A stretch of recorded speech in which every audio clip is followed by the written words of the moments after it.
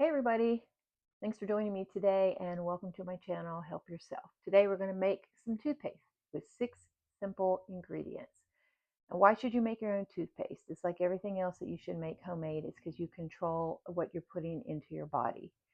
Um, there are probably thousands of ways to make homemade toothpaste. This is just one that I use, and again that I've gone through trial and error, and this is the one that I like the best. So just off the bat, I'm going to let you know that I don't use coconut oil in my toothpaste.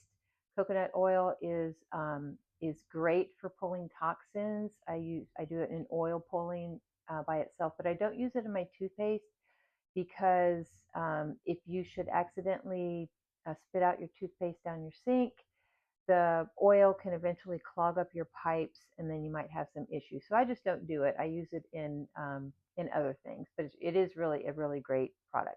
All right, anyway, so let's just start with the 6 ingredients that we're going to use. First of all, we have calcium carbonate.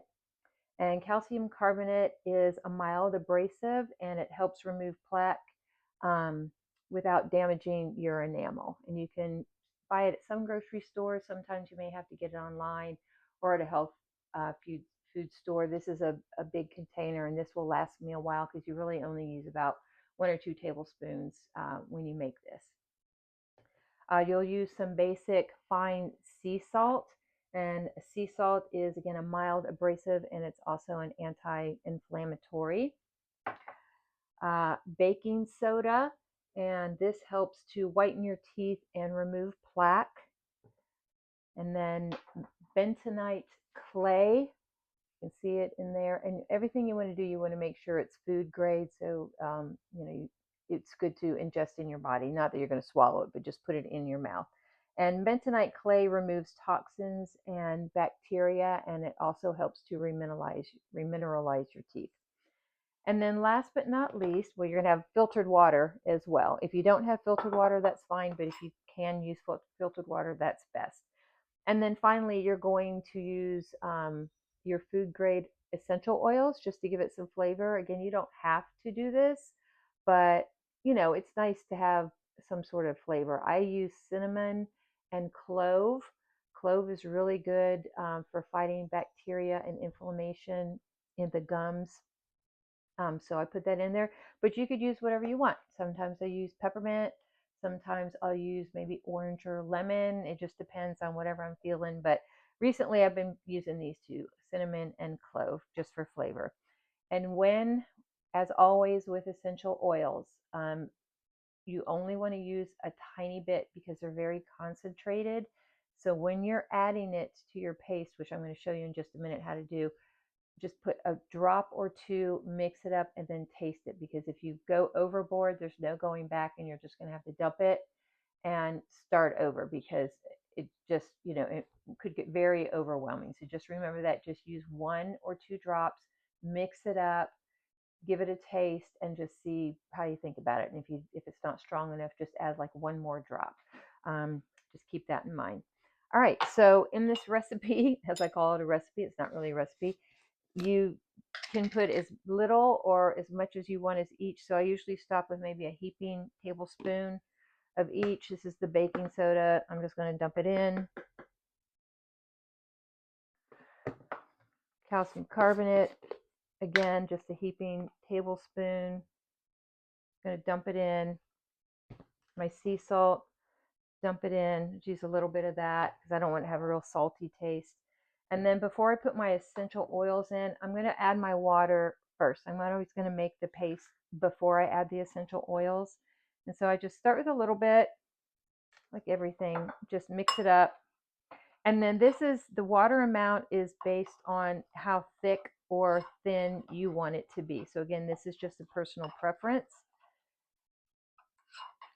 And if it gets too thin, like I added a bunch of water, then what I'm going to do is just add a little more of the clay, calcium carbonate, and just kind of get it to the consistency that I want. So this is not rocket science.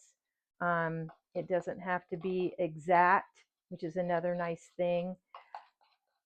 And then you just kind of get it to the consistency you want. So this is still a little thin for me, but just for the sake of the video, I'm just going to stop here and I'll fix it afterwards. And then again, I'm going to add my essential oil, 1 drop of each. Oops, that's 2. So, because I just don't want it to be overpowering. So I'm going to do that. And then I'll test it. I'll just put a little bit on my fingertip and just see how it feels. And that's it. So you can see it's just kind of like a gooey paste type thing. And I make a little bit at a time because it's so simple. As you see, it just took like a couple minutes. And then once I'm done with that, I'll just make it again, like, in a week or whatever when I'm done. So easy, easy peasy. And again, making your own stuff is really great because, again, you control what goes into your body.